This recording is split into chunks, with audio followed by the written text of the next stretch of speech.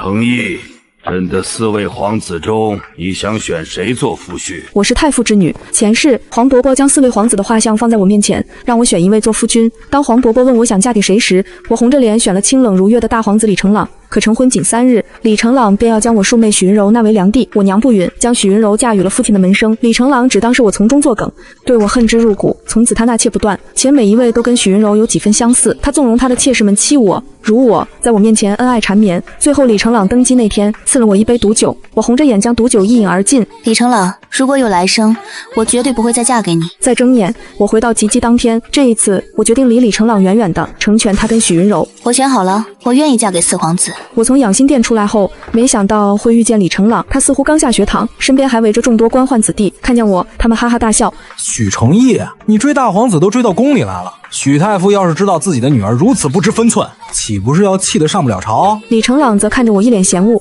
你进宫难道是想找父皇下旨赐婚？我警告你，没有我的允许，你别胡闹。你这些年没规没矩，追在我身后跑，让我颜面全无。关于你我的婚事，我还需要找父皇好好商讨。他那厌恶的眼神我再熟悉不过，忍下心里的稚闷，我平静开口：是黄伯伯宣我入宫，要为我办及笄礼，跟你没什么关系。我话音刚落，众人惊呼。及笄礼，我知道他们为什么会那么吃惊，只因先皇遗诏，许家小女及笄之日选定的夫君将会是下一任的储君。我刚才那番话，等于是在宣布太子之位的人选已经定了。惊呼过后，众人纷纷恭喜李成朗，只怕再过几日就要尊称大皇子为太子殿下了。李成朗面露得意，可看向我时，却语带嘲讽地说：许成义，你追了我这么多年，如今终于心想事成，想必很开心吧？说罢，他走到我跟前，压低声音在我耳边道：我不会再犯前世犯过的错，所以有件事你必须要同意，我才会答应娶你。你我成婚那日，我会封云柔妹妹为良娣，跟你一同进宫。我心中一下惊觉，诧异地看了他一眼，原来他也重生了。我正要回答，身后有人柔柔地喊了声：姐姐。庶妹许云柔一副若柳扶风的模样，施施然朝着这边走来，她面色苍白。李成朗立刻心疼地迎上去，轻轻揽住她。云柔妹妹，你怎么到宫里来了？许云柔掩着嘴，顺势倒在他怀里，语带哽咽：今天是姐姐的及笄礼，不能不来的。柔儿体弱，感了风寒，还望姐姐不要怪罪。李成朗闻言狠狠瞪了我一眼：你怎么这么任性？一个及笄礼，还非要把生病的人叫来。说罢，他将许云柔打横抱起。云柔妹妹，先去我那处，我宣御医来给你瞧瞧。离开前，他不忘对我冷声警告：许成义，你给我好好反省，要是一直这么骄纵，我们的亲事只能暂缓了。说完，他抱着许云柔头也不回地匆匆离去。在我及笄的宫宴上，李成朗带着许云柔姗姗来迟，长辈们早已退场，只剩下一些官宦子女嬉闹着不肯离开，在等着看热闹。许云柔发丝凌乱，眼含春水，脸颊酡红；李成朗满面春风，颈上还留有浅浅的印记，好事者一眼就看穿两人之间发生了什么，在一边看好戏般等着我发难。要是换做以前，我早就掀桌子哭闹，可如今我只是淡定地喝着茶水。李成朗已将许云柔护在身后，等着我哭闹后训斥我。可没想到我一副事不关己的样子，像是没看见他二人一般，将茶盏轻轻放下。他皱起眉头，面露不悦，但随即又像是想到了什么，笑道：许成义，你这是害怕我将婚事推迟，摆出了大家闺秀的样子，如此甚好。想要做我李成朗的太子妃，就要有容人之量。说起来，今天还是你的及笄礼。说罢，他从怀中取出一枚玉佩，刚想递给我，却被许云柔一把拿走。成朗哥哥，这玉佩好漂亮。柔儿喜欢，那便送你。许云柔不好意思地看向我，嘴角却忍不住露出得意的笑。那怎么好意思？这是你要送给姐姐的礼物，我要是拿走了，姐姐怎么办？李成朗不屑地看了我一眼，他还不好办。他顺手从过来送茶水的宫女头上取下一根簪子扔到我面前，语带不屑：这个给你。然后笑着对许云柔说：反正我送什么他都喜欢。簪子打翻了我面前的茶杯，茶水洒了我一身，周围默默围观的人都在掩面偷笑。看着面前的簪子，我顿时觉得没意思极了。以前我吵闹着要他送我东西，他确实在街市上花1文钱买了个木簪子给我，我当时如获至宝，天天戴着。京中人人笑我说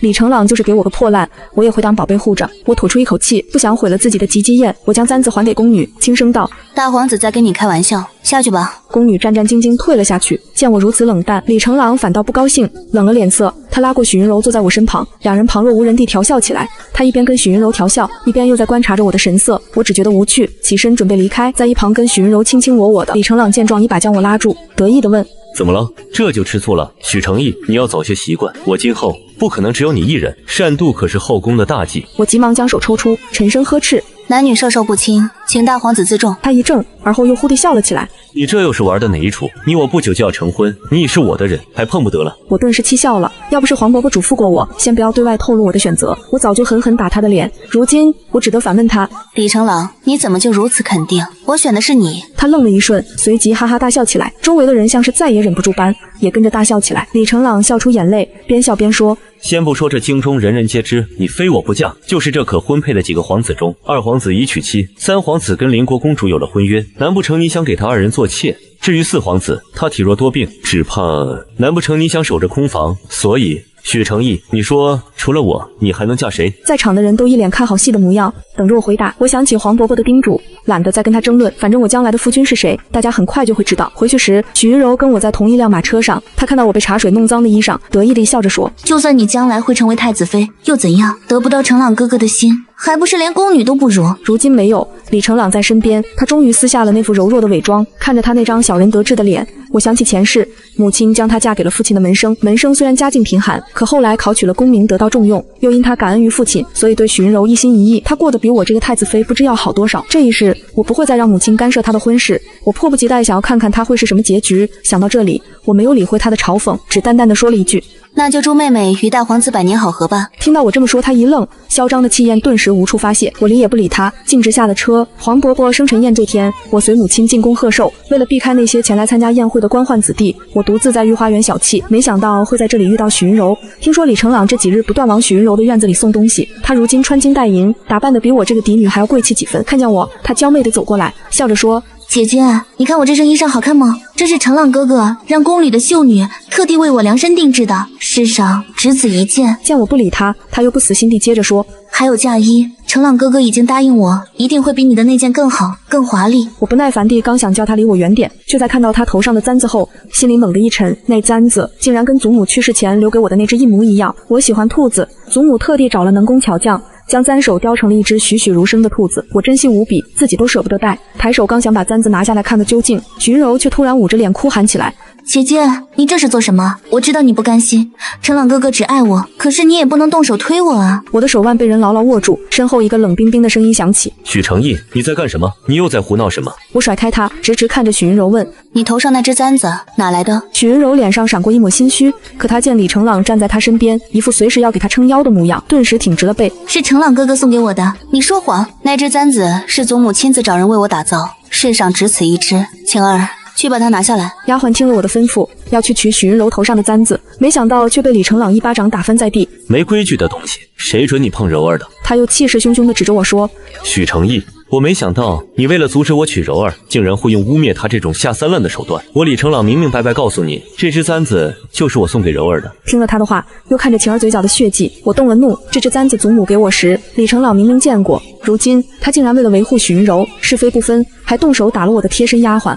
李成朗，你打的是我的贴身丫鬟，就等于是打了我。我从未对他生过气，看见我的样子，他一愣，下意识就要解释，许云柔却哭哭啼啼，将簪子取了下来，递给我。姐姐是喜欢这簪子，喜欢就拿去吧，别跟成朗哥哥吵架了。他假意想将簪子放在我手里，却手一松，让簪子掉在地上碎了一地。我气急，抬手想要推开他，却被李成朗狠狠一推。许成义，不准再为难柔儿，你知不知道你现在的样子就像个蛮不讲理的人？我被他推得一个踉跄，站立不稳，跌坐在地。许云柔靠在李成朗怀里，嘴角露出得意的笑。见我被他推得跌倒，李成朗表情一愣，伸手就要来拉我，手却被许云柔一把握住。成朗哥哥，柔儿心口好痛。李成朗立即将他抱起，一脸焦急道：你怎么了？快传御医。路过的妃嫔宫女们瞧见这边的动静，纷纷驻足观望，对我指指点点。那不是许太傅家的千金吗？竟然为了大皇子跟个庶女争风吃醋，真是丢了许家的脸面。李成朗则是一脸阴郁地看着我。许成义，看你干的好事，还不快给柔儿道歉？像你这样心胸狭隘的人，也配做我的太子妃？他身后的官宦子弟哄笑：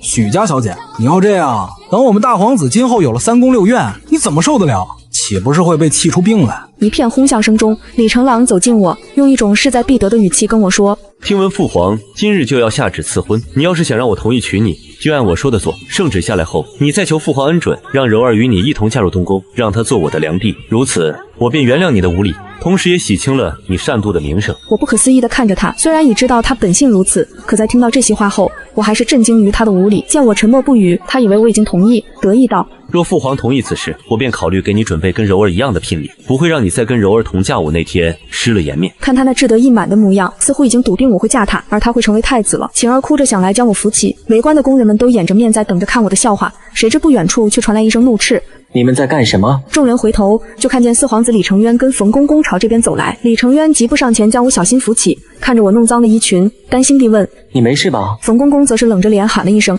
圣旨到，太傅之女许成义接旨。”李成朗跟众官宦子弟一听，就知道是赐婚的圣旨到了，他们一个个脸上难掩激动的神色，纷纷下跪等着听旨。李成朗得意地看了我一眼，跪下时还不忘低声提醒我：“记得我刚才跟你说的话，向父皇请旨，让柔儿与你一同入宫。”跪在他身旁的一位官宦子弟已经在小声提前恭喜李成朗，恭喜大皇子即将登太子之位，又娶得2位许家千金，双喜临门，可喜可贺。然而这欢乐的气氛没能维持多久。奉天承运，皇帝诏曰：许太傅的嫡女许成义才情出众，德容兼备，赐予四皇子李成渊为妻，挑选吉日良辰，以完成大典。钦此。在场的人无一不愣住了。黄伯伯下旨赐婚的是我跟四皇子李成渊。当听到李成渊的名字出现时，李成朗如遭雷击，猛地抬头，脖颈间的青筋都绷了起来。他不敢置信地看向冯公公，声音带着难以掩饰的颤抖和质问：“冯公公，父皇是不是弄错了？这圣旨上的名字是不是念错了？”冯公公在宫中沉浮数十年，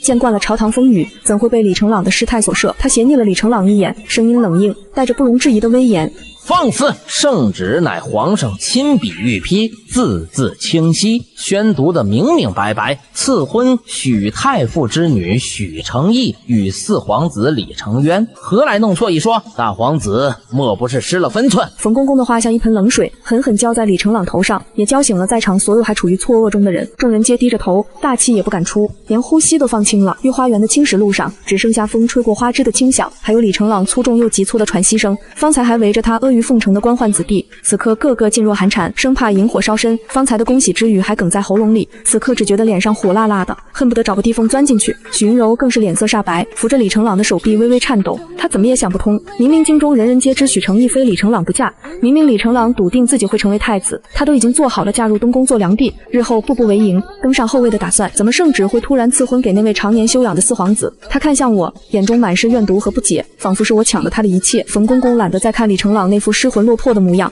转过身，脸上的冷硬瞬间褪去，换上了和蔼的笑意，对着我躬身道：“许姑娘，接旨吧。”可他的话音刚落，李成朗就像是被激怒的野兽，猛地情绪失控，大喊道：“不能接，这圣旨不作数！”他一步跨上前，不顾公规礼制，伸手就从冯公公手里抢过了那道明黄的圣旨，手指死死攥着锦缎边缘，指节泛白。他将圣旨摊开，目光死死盯着上面的字迹，一遍又一遍地看，仿佛要将那些字盯出洞来，嘴里还不停喃喃：“一定是弄错了，一定是……”宣旨的圣旨被抢，冯公公的脸色瞬间沉了下来，厉声喝道：“大皇子，你竟敢抢夺圣旨，以下犯上，可知这是大罪。”可李成朗此刻早已被执念和不甘冲昏了头脑，哪里听得进冯公公的话？他猛地抬眼看向正冷冷望着他的我，眼中还残存着一丝希冀，像是抓住了最后一根救命稻草。他快步走到我面前，声音都带上了哀求：“义儿，是弄错了对不对？你那天在养心殿明明选的是我，一定是父皇看错了，看成了老四，是不是？你快跟冯公公说，你选的人是我。”看着他这副模样，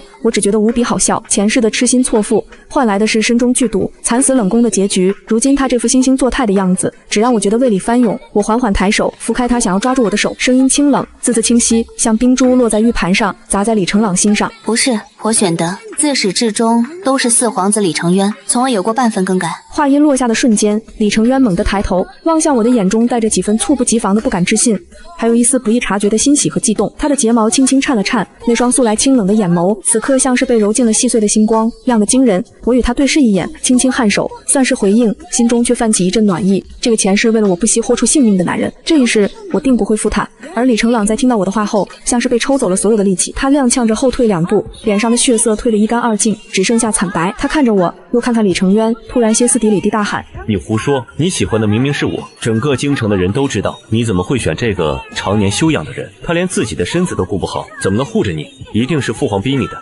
是不是？”他状若疯癫，扬手就将那道圣旨狠狠摔在地上，明黄的锦缎落在冰冷的青石路上，被他狠狠踩在脚下。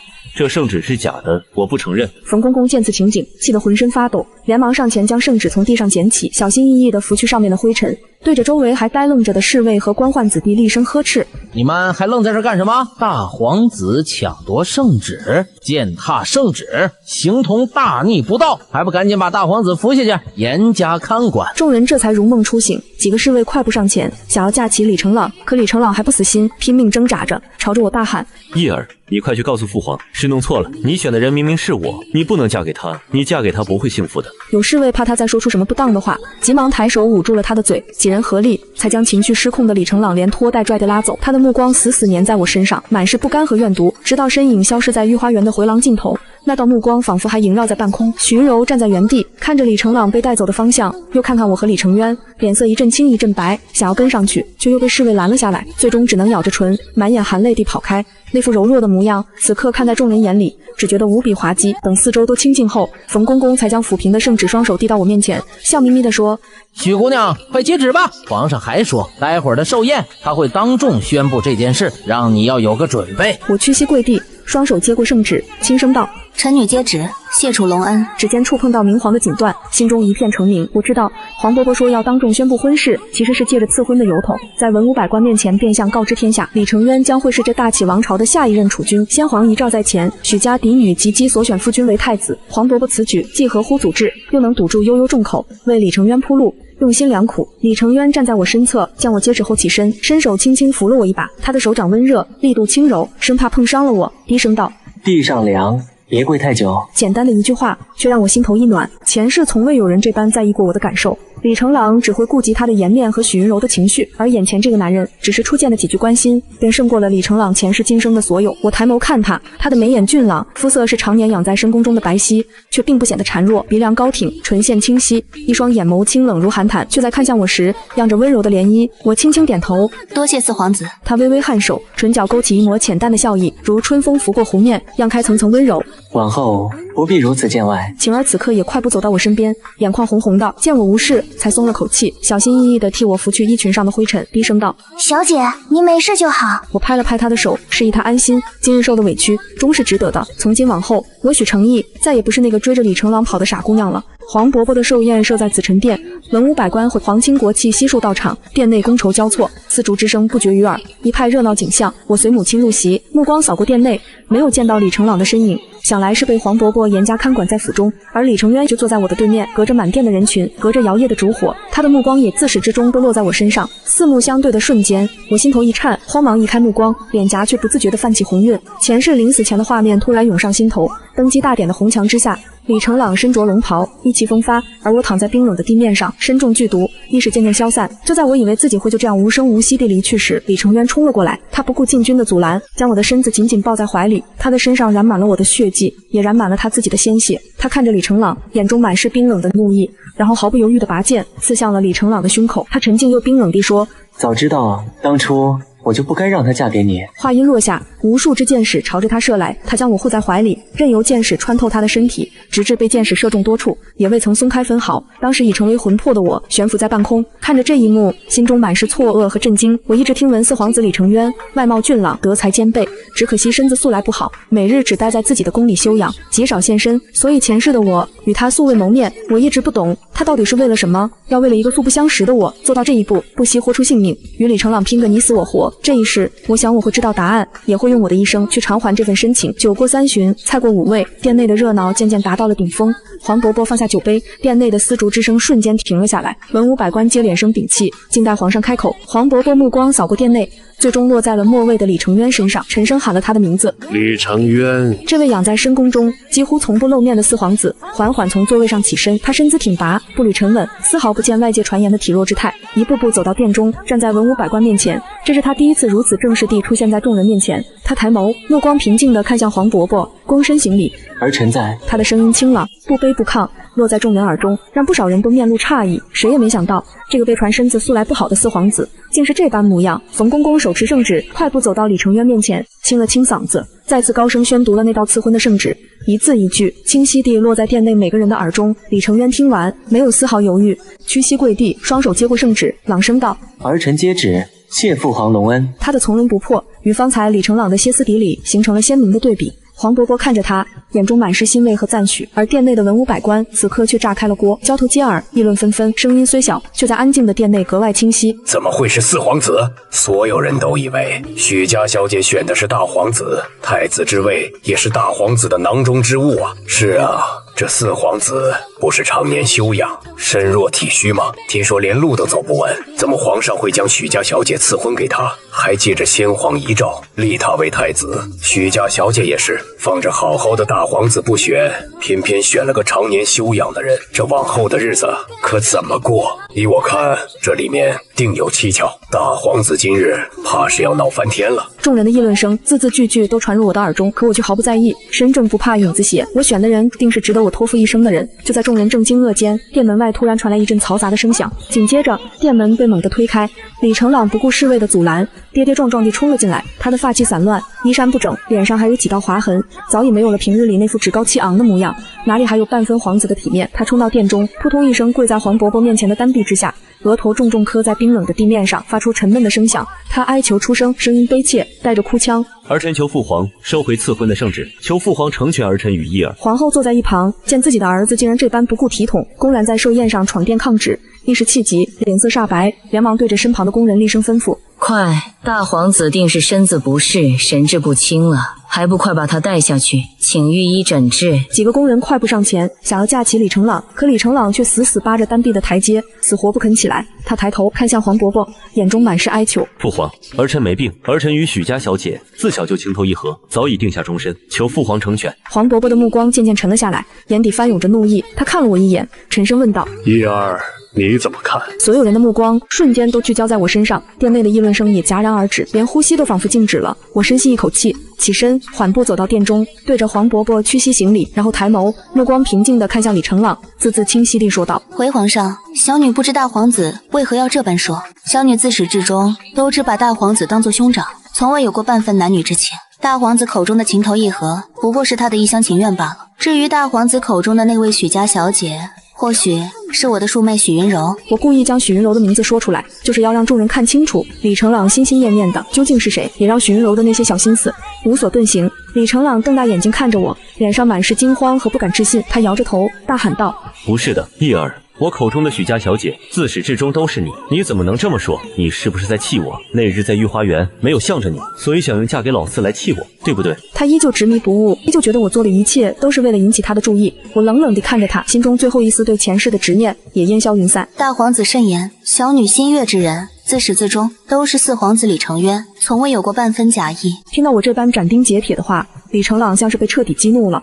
他猛地从地上爬起来，面目涨红，双眼赤红，朝着我扑过来，想要抓住我的手。许成义，你不能这么对我，你怎么能这般对我？你这辈子只能嫁给我。他的动作又快又猛，周围的人都惊呼出声，母亲更是吓得脸色发白，想要上前护着我，而那些侍卫离得稍远，根本来不及阻拦。就在他的手快要碰到我的瞬间，一个高大的身影突然挡在了我的面前，将我护在身后。是李成渊，他的背影挺拔如松，像一座巍峨的高山，为我挡住了所有的风雨和危险。我站在他的身后，鼻尖萦绕着他身上淡淡的墨香和松脂香，心中的慌乱瞬间消散，只剩下满满的安心。看着他的背影，我又想起了前世红墙下的那一幕，他也是这样用自己的身体将我护在怀里，哪怕付出生命的代价也未曾退缩。眼眶突然一热，雾气弥漫了双眼，眼泪不受控制地落了下来，砸在他的衣板上，晕开一小片湿痕。李成渊将我护在身后，转过身小，对着李成朗沉声喝道：皇兄，你失礼了。他的声音清冷，却带着不容置疑的威严，那双素来温柔的眼眸此刻满是冰冷的怒意，看着李成朗像在看一个无理取闹的陌生人。李成朗被他的气势震慑，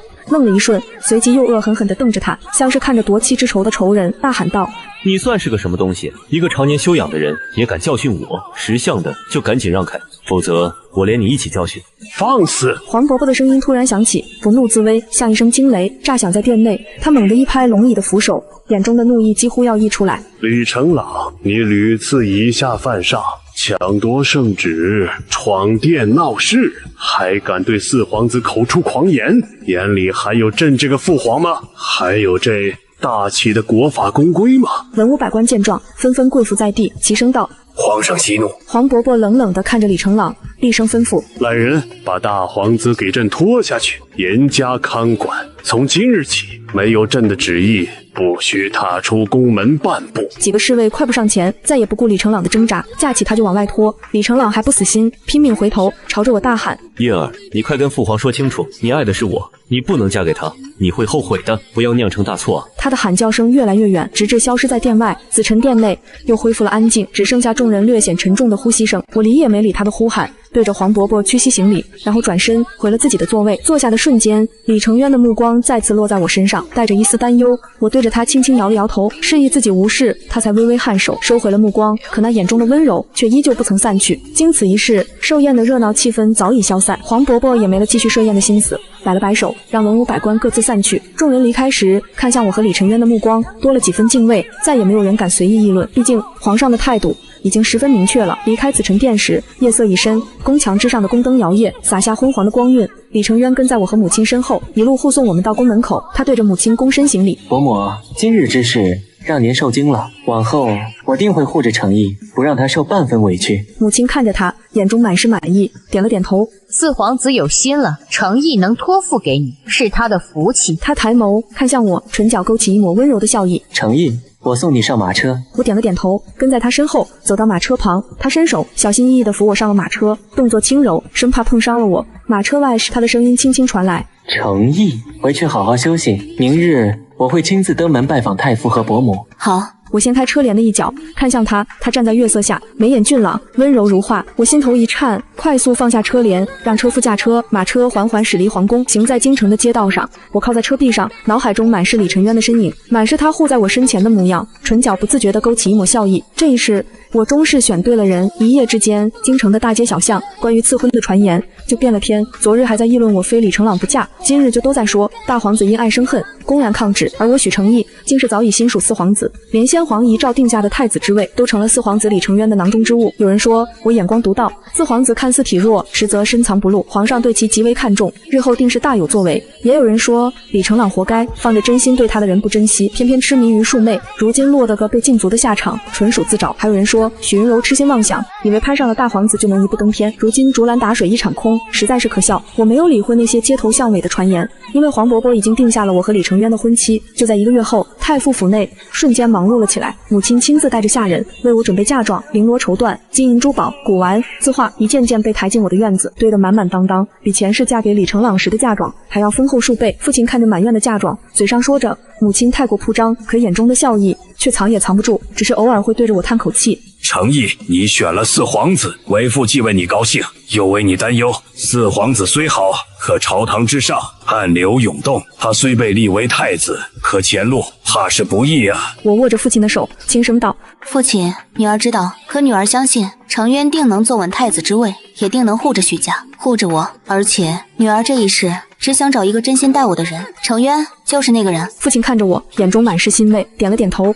你长大了，有自己的想法了，为父相信你的眼光，往后许家就是你最坚实的后盾。这些日子，我整日忙着准备嫁衣，绣着婚服上的鸳鸯图案，心中满是期待。前世的阴霾仿佛都被这即将到来的喜事驱散了。可我没想到，李成渊会在这个时候亲自登门拜访，还单独找到了我。他来的时候，我正在院子里的紫藤花架下绣嫁衣，阳光透过紫藤花的枝叶，洒下斑驳的光影，落在他的身上，为他镀上了一层温柔的光晕。他身着月白色的锦袍，身姿挺拔，缓步走来，手中还拿着一个精致的木盒，与我想象中的体弱模样判若两人。晴儿见他来了，连忙行礼，然后识趣地退了下去。院子里只剩下我和他两人。他走到我面前，看着我手中的嫁衣，眼中满是温柔，沉默了许久，才欲言又止，似乎有什么话想说，却又难以启齿。我放下手中的袖针，抬头看向他：四皇子可是有什么话要说？他抿了抿唇，犹豫了许久，才轻声开口，声音带着一丝不易察觉的忐忑：诚意，若是你不愿意嫁给我，我可以去向父皇请求取消这门婚事。我不想你是因为圣旨，或是因为先皇遗诏才嫁给我。我诧异地看着他，心中满是疑惑，不明白他为何会说出这样的话。四皇子为何会觉得我不愿意？我选你是心甘情愿，从未有过半分勉强。看着我，目光认真，一字一句地说：父皇生辰宴那天，在紫宸殿，你明明就哭了，我以为你是因为李成朗心中委屈才会落泪。我不想你带着委屈嫁给我。我愣了一瞬，恍然想起那日在紫宸殿，他护在我身前，我想起前世他为我豁出性命的模样，心中感动，忍不住落了泪。我很快就用帕子抹掉了，以为没有任何人发现，没想到却被他看在了眼里，还误以为我是因为李成朗才流泪，心中涌起一阵暖意，也带着一丝酸涩。我看着他，轻声解释：我不是因为李成朗流泪，与他我早已恩断义绝，心中半分波澜都无。那是为了什么？他追问，眼中满是好奇和期待。我看着他的眼睛，那双清澈的眼眸映着我的身影。我轻轻开口，声音温柔：因为我做了一个梦，梦里是你救了我。那日在紫宸殿看到你护在我身前，想起那个梦，我太激动，所以忍不住流泪。我没有说出前世的事情，一来前世太过惨烈，我不想再提起；二来我怕吓到他，也怕这份重生的秘密会引来不必要的麻烦。用一个梦来解释我的眼泪，或许是最好的方式。他听完，耳根忽地就红了，从脸颊一直红到脖颈，像熟透的樱桃。平日里清冷的模样，此刻多了几分青涩的可爱。他别过脸，轻咳了一声，才又转过来看着我，眼中满是欣喜和悸动。你真的愿意嫁给我？我看着他，坚定地点了点头，唇角勾起一抹笑意。我愿意。听到我的回答，他像是放下了心中所有的顾虑，忍不住笑了起来。那笑容如春风拂过，冰雪消融，让整个院子的紫藤花都仿佛失去了颜色。他从衣袖里拿出那个精致的木盒，递到我面前。打开看看。我接过木盒，轻轻打开，里面放着一只玉簪，簪身是温润的羊脂白玉，莹润剔透，簪手被雕成了一只栩栩如生的兔子，兔子的眼睛是用细碎的红宝石镶嵌而成，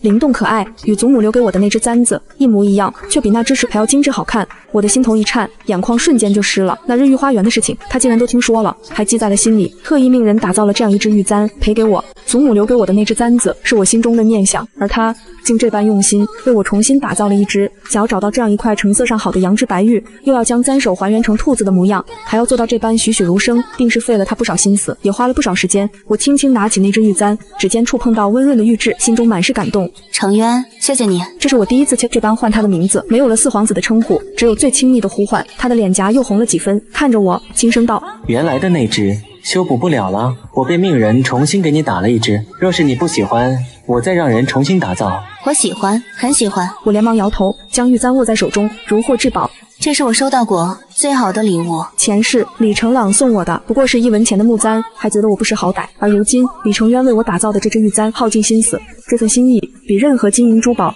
都要珍贵。我想了想，抬手将腰间随身佩戴的玉佩解了下来，那是一块暖玉，上面雕着并蒂莲的图案，是母亲传给我的，说要让我送给未来的夫君，寓意着永结同心，百年好合。前世我满心欢喜地将这块玉佩送给了李成朗，可他却看都不看，随手摔在地上，摔得粉碎，还说我送的东西上不了台面。这一世我将这块玉佩递到李晨渊的手中，轻声道：这是母亲传给我的玉佩，让我送给未来的夫君，如今我把它送给你。李成渊看着我手中的玉佩，眼中满是珍重，他双手接过，紧紧握在手心，仿佛握住了全世界。他抬眸看向我，目光坚定，一字一句的郑重承诺：诚意，我一定会好好珍惜，珍惜这块玉佩，更会珍惜你。此生我定不负你，定护你一生一世，平安喜乐，无忧无愁。他的话字字千钧，落在我的心上，漾开层层温柔的涟漪。我看着他，点了点头，眼中满是笑意。前世的苦难终是过去了，这一世我定能与他携手一生，白头偕老。次日一早，太傅府的门口就传来了阵阵喧闹声。我推开窗一看，只见府门外停着数十辆马车，马车之上堆满了各式各样的聘礼、绫罗绸缎、金银珠宝、珍稀药材、古玩字画，还有无数的绫罗绸缎、胭脂水粉，甚至还有几匹日行千里的汗血宝马，一眼望不到头，将太傅府门口的街道都堵得水泄不通。家丁们来来往往，忙着将聘礼抬进府中，一个个累得满头大汗，却脸上满是笑意。父亲站在院子里，看着源源不断被抬进来的聘礼，看着几乎被聘礼占满的院子，无奈地直摇头。这四皇子也太心急了一些，聘礼送得这般丰厚，还送了这么多，实在是不稳当。母亲白了他一眼，走到他身边，笑着说：你懂什么？他这是怕我们程毅受了委屈，怕我们许家不同意这门婚事，所以才送这么多聘礼，彰显他的诚意，也是在意诚意。这说明我们程毅没有选错人。父亲看着母亲，又看了看满院的聘礼，眼中的笑意终究是藏不住了，点了点头。你说的是，这四皇子倒是个有心人。府中的下人也都在议论纷纷，都说四皇子对我用情至深，这般丰厚的聘礼在京城的皇子大婚中都是极为少见的。而许云柔此刻正站在院子的角落，看着满院的聘礼，眼中满是羡慕和嫉妒，那羡慕几乎要从眼中溢出来。可当他看到我时，眼中的羡慕瞬间就变成了浓浓的恨意，像是淬了毒的尖刀，死死地盯着我，仿佛我抢了他的一切。这些日子，李成朗被禁足在宫中，无法出门，许云柔没了依靠，在太傅府的日子过得并不如意，母亲本就不喜他，如今见他这般模样，更是懒得理会他。府中的下人也看碟下菜，对他并不恭敬。他看着我即将嫁入东宫，成为太子妃，而他自己却前途未卜，心中的怨恨是自然越来越深。等四下无人后，他走到我身边，咬牙切齿地看着我，声音压得极低，带着浓浓的嘲讽和嫉妒。姐姐真是好手段，竟然想到要利用四皇子来赢回程朗哥哥的心。可惜程朗哥哥根本不在意你做这么多，终究是白费功夫。京中人人都知，四皇子不过是个身子孱弱的人，命不久矣，你就要嫁给这样的人了。看你日后还有什么脸面在京中立足。他说完，仰起头，得意地笑了起来，那笑声尖锐又刺耳，听着让人无比厌烦。我冷冷地看着他，心中满是不屑。他到如今还以为我嫁给李成渊是为了李成朗，还以为李成朗心中有他，实在是愚蠢至极。我懒得跟他废话，只是淡淡地说：我的婚事与你无关，就不劳妹妹费心了。至于程朗，他心中有谁与我无关，我也不在意。倒是妹妹，还是好好想想自己的前路该如何走吧。他说完，得意地笑起来。只可惜还没等他笑够，府中的一个仆人就匆匆跑来，脸上满是惊慌，对着我喊道：大小姐，不好了！您快出去看看吧，大皇子他带着聘礼闯来了。我心中一惊，李成朗不是被黄伯伯禁足在宫中了吗？他怎么会出来，还带着聘礼闯到太傅府来了？我快步赶到太傅府的大门口，推开大门一看，只见府门外围满了看热闹的百姓，里三层外三层，水泄不通。而李成朗就站在人群的中央，他身着锦袍，身边的马车也堆满了聘礼，只是与李成渊送的聘礼相比，显得寒酸了不少。他不知用了什么方法，竟然解了黄伯伯的禁足，还带着聘礼堵在了太傅府的门口，想要逼我嫁给他。周围的百姓都在指指点点，议论纷纷，有好事者在讨论，这太傅之女到底要嫁谁？一边是被皇上看中的四皇子，一边是痴心不改的大皇子，这场婚事怕是要闹得沸沸扬扬。这大皇子也太执着了吧，人家许家小姐都已经被赐婚给四皇子了，他还带着聘礼来提亲，这不是胡闹吗？谁说不是呢？听说皇上都把他禁足了，他还能跑出来，胆子也太大了。这许家小姐也是好福气，两位皇子都争着娶她，就不知道她最后会选谁。依我看，肯定是选四皇子啊！四皇子如今是太子，皇上看重，前途无量；大皇子如今就是个失势的皇子，有什么可比呢？我站在府门口，冷冷地看着李成朗，心中满是嫌恶。他这副模样实在是让人不齿。还没等我说话，许云柔就从府中冲了出来，一把推开我，朝着李成朗扑过去，脸上满是委屈和欣喜。他拉着李成朗的衣袖，声音娇柔，带着哭腔：成朗哥哥，你终于来娶柔儿了吗？柔儿这段时间见不到你，想你想得好辛苦，你终于来了。他以为李成朗带着聘礼来是要娶她，毕竟这些日子他一直陪在李成朗身边，李成朗也对他百般呵护。谁知李成朗却像是碰到了什么脏东西一般，一把推开了他，力道极大。许云柔没有料到李成朗会突然推开自己，站立不稳，重重地跌坐在冰冷的地面上，疼得他面露痛苦，眼中满是错愕和委屈。李成朗看也不看他一眼，径直走到我面前，脸上堆起自以为深情的笑容，深情款款地说：义儿，我来娶你了。我知道你嫁给老四是为了气我，我不怪你，只要你愿意嫁给我，我什么都可以原谅你。他的话让我只觉得一阵嫌恶，胃里翻涌。我强忍着心中的不适，冷冷地说：大皇子是不是弄错了？你求娶的难道不是我的庶妹许云柔吗？这些日子你对她百般呵护，送她金银珠宝，为她量身定制衣裙，京中谁人不知？你与她情投意合，怎么如今又来求娶我？莫非是觉得我许成义好欺负不成？我的话字字清晰，落在周围百姓的耳中，众人顿时恍然大悟，看向李成朗和许云柔的目光满是鄙夷和嘲讽。李成朗急了，快步上前，想要抓住我的手，想要解释。义儿，你听我解释，我对许云柔只是逢场作戏，只是想气气你，在我心里你才是最重要的，谁也比不上你。我早有防备，侧身躲开，同时对着府中的家丁吩咐：拦住他，不许他靠近我。家丁们立刻上前，挡在我和李成朗之间，将他拦了下来。李成朗被家丁拦住，无法靠近我，只能隔着人群对着我大喊：义儿，我真的知道错了，前世是我不好，是我辜负了你，这一世我定不会再犯同样的错，我会好好对你，一生一世只宠你一人，再也不纳侧妃，不娶良娣，你就原谅我，嫁给我好不好？他竟然在大庭广众之下提起了前世的事情，我心中一惊，生怕他说出更多不该说的话，引来不必要的麻烦。我冷冷地看着他，冷笑一声：你之前可不是这样说的，那日在御花园，你还说要让许云柔与我一同嫁入东宫，做你的良娣，还说善妒是后宫的大忌，让我学会容忍。怎么如今就变了口风？大皇子的话莫非就这般不值钱？我那是气话，我只是想用许云柔气气你，看看你到底在不在意我。李成朗急忙解释，脸上满是急切。叶儿，我知道是我错了，我不该用那样的话伤你，你就原谅我这一次，好不好？看他一副诚心悔过的样子，若是没有经历过上一世的悲惨遭遇，若是我不知道他的本性，我或许真的会被他的话打动，会以为他真的知道错了。可如今，我早已看透了他的真面目。他的所谓悔过，不过是因为我成了太子妃，不过是因为我背后的许家，还有先皇遗诏定下的太子之位。他想要的，从来都不是我，而是我身上的这些价值。许云柔听到李成朗的话，早已顾不得被推到地上的委屈，她急忙从地上爬起来，冲到李成朗身边，拉住他的衣袖，眼泪大滴大滴地往下掉，声音悲切：“成朗哥哥，你怎么能这样说？你当初明明说会按照娶正妃的规格引我进宫，不会让我受半点委屈的。”你滚开！李成朗不耐烦地甩开他。要不是你从中作梗，一儿怎么可能会为了气我嫁给老四？事到如今，李成朗依然觉得我是为了气他才会选择李成渊。他毫不客气地再一次推开许云柔，从衣袖里取出一只簪子，献宝一样举到我面前。一儿，你看那天的簪子，我想起来了，是许云柔这个有心计的人偷了你的，还故意把它摔碎了。我重新打了一只给你，你看是不是一模一样？我瞟了一眼那簪子，跟我祖母的那只一点不像，且做工粗糙，簪手不像兔子，倒像只鸡，一看就是急急忙忙找人赶制的。他不顾家丁的阻拦，硬将它塞到我手里。一儿，收了这只簪子，你就别生气了，去跟父皇请旨退婚，嫁给我好吗？我想也不想，抬手就将簪子摔了个粉碎。大皇子，你听好了，我许成义不喜欢你，这辈子也不会嫁给你。今天大伙儿都看见了，也听到我说的了，你若还要纠缠，只怕会影响你的声誉，请回吧。周围的百姓全程围观下来，自然明白了是怎么回事，都在小声议论。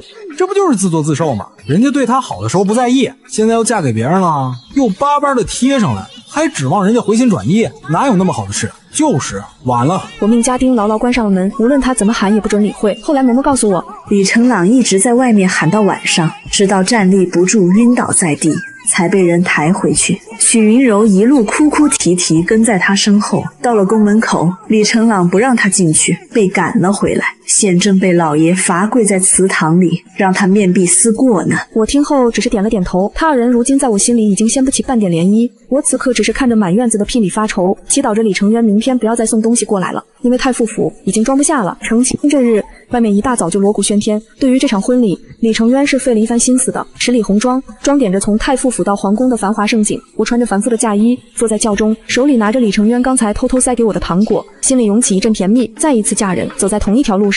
此刻我的心境跟上一世相比竟大不相同。前世我坐在轿中战战兢兢，担心李成朗中途反悔把我扔在半道，让我成为京中笑柄。这一世我只想赶紧举行完典礼，回到宫中好好看看李成渊的模样。谁知轿子行至中途竟停了下来，锣鼓声也跟着停了，周围一片安静。正觉得奇怪，嬷嬷先莲在我耳边小声说：“大小姐，大皇子他穿着喜服拦在半道上，看这样子是要来拦婚。”我只觉愕然，我和李成渊是奉旨成婚，李成朗竟然要抗旨拦婚，看来他真是失了分寸。李成渊也下马走到我身边，轻声嘱咐：“别出来，一切交给我来处理，别担心。”他的声音沉静柔和，让我觉得十分安心。我轻轻点了点头，随即听到李成朗的叫喊：“义儿，同我回宫，我们一起去向父皇请旨。你今天要嫁的人本该是我。”我只觉得荒唐，我以为那天我已经说得很清楚，没想到他会这样执迷不悟。皇兄，你这是在公然抗旨，你可想过后果？你滚一边去！你这个身子孱弱的人根本配不上义儿。我听见了兵器相撞的声音，周围有人倒抽一口气，不知是谁喊了一声：“有人受伤了。”我担心李成渊受伤，惊慌下轿，跑到他身旁上下打量，焦急地问：“受伤了？”身后的李成朗声音带着痛楚：“义儿，受伤的是我，你竟然担心他？”我回头瞪着他，冷声斥责：“你闹够了没有？他是我的夫君，我不担心他，难道担心你？”看着我冰冷的表情，李成朗脸色寸寸灰败。许云柔不知从哪里跑了出来，抱着李成朗不松手：“成朗哥哥，你答应要娶我的，不能不算话呀！”李成朗一把推开他：“滚开，别碰我！”许云柔被推倒在地，她捂着小腹，表情痛苦。有眼尖的人立刻看到了她身下的血迹，小声喊道：“呀，这怕是动了胎气了吧？成朗哥哥，我怀了你的孩子，你不能不要我。”李成朗面色惨白：“你胡说，我们只有过一次，怎么可能就怀上？”他捂着流血的胳膊，急急向我解释：“义儿，他是胡说的，他为了嫁给我，已经无所不用其极。”说罢，他又低声哀求：“义儿，我已经知错了，你真的要做到这一步，同我回宫好不好？”李成渊冰冷的剑刃抵在了他的脖颈，我已经不想同他废话，低声对李成渊说：“把他交给黄伯伯吧，我们不能误了吉时。”李成朗听到我说这话后，面上一片死寂，由着禁军将他带了下去。所幸李成朗的拦婚没有影响到这场婚礼。我回到轿子里，锣鼓声再一次响起。后来听说李成朗被打了20大板，再一次被幽禁在自己的宫中。新婚夜，跟李成渊喝了合卺酒后，他温柔地替我一一取下头上繁重的发饰。我想了想，终于还是问出了口：在此之前我们从未见过，为什么要对我这么好？他身形一顿，轻声回答：我们见过，只是你不记得了。我惊讶回望他，见过，在哪里？他笑着点了点我的鼻尖。你不记得了？那只小兔子，你那时天天来找它说话啊。我猛然想起，小时候我在宫里迷了路，无意中见到的那个小男孩。那时他瘦瘦小小，脸色雪白，看上去就像只羸弱的小兔子。他可怜兮兮趴在窗框上看着我，我朝他问路，他摇了摇头，说自己没去过，随即叫来一个嬷嬷带我回去。后来我才知道，他因为生病不能出门，每天就只能趴在那里解闷。我觉得可怜，就每天去找他说话，还给他带去很多新奇的小玩意供他解闷。可后来我遇到了李成朗，开始整天追在他身后跑，就再没去看过他。原来那个小男孩就是你。他点了点头。我那时身中剧毒，刚恢复不久，还不能出门。如果不是你每天来陪着我，我只怕撑不下去。我一想到后来没再去看过他，不免有些内疚，同时又担心。那你现在好了吗？外面传你身子不好，难道是毒还没去干净？他捉住了我的手，笑道：早就好了，只是父皇担心我再被奸人所害，所以对外宣称我久病不愈，其实是想要保护我。我点了点头，放下心来，想起前世，他拔剑干脆利落，就算抱着我的身子还能对那些禁军挥剑自如，确实不像是有病的样子。那时我就开始怀疑，见我出神，他勾起我的下巴，让我看着他。想什么呢？我在想，冰凉的唇吻了上来，红烛摇曳，暖帐生香。1月后，嬷嬷给我带来府里的消息，她说许云柔自从那天动了胎气之后，就变得有些神志不清，时常在外面拉着个人就说自己是太子妃，今后是要做皇后的。母亲担心多生是非，就将她送去乡下的庄子上休养，谁知她半道上竟然跑不见了，到现在都还没找到。嬷嬷叹了口气说，只怕是凶多吉少。我听后一言不发地修剪着手里的花枝，看来这就是许云柔这一世的结局了。冯公公传来消息，说李成渊即位，太子的诏书这几日就会下来，可宫里却暗流涌动，隐隐透着不平静。这日，成渊在上朝前特意叮嘱我别出宫门，虽然他没说，可我知道我们的寝宫周围布满了暗卫。直到傍晚，宫人匆匆赶来传消息，我这才知道，原来李成朗意图谋逆，他挟持黄伯伯想要立诏书传位于他，幸好成渊及时赶到，阻止了他。李成朗被打入天牢，说要见我一面，他说他有一个秘密要告诉我，事关重大。于是我去了，结果让我很失望，他说的秘密就是重生。他披头散发，模样疯癫。叶儿，你要相信我，我真的是重生的。我们上一世是夫妻，我是太子，你是太子妃，我们过得很幸福。我看着他轻轻笑了。幸福？那你告诉我，我上一世是怎么死的？你自然是寿终正寝。事到如今，他依然在说谎，我毫不留情戳破他的谎言。我是被你的妃嫔暗中下了毒离世的。他瞪大了眼睛，不可思议地看着我，随即发出一声惨笑。原来你也重生了，我明白了，所以这一世你才会选择了老四。他颓然倒下，仿佛已经被这件事抽走了所有生机。我没再理会他，转身离开了天牢，身后传来狱卒的惊呼：快来人，大皇子自枪了！这呼喊经不起我心中半分涟漪，我拾级而上，一步步走向我新的人生。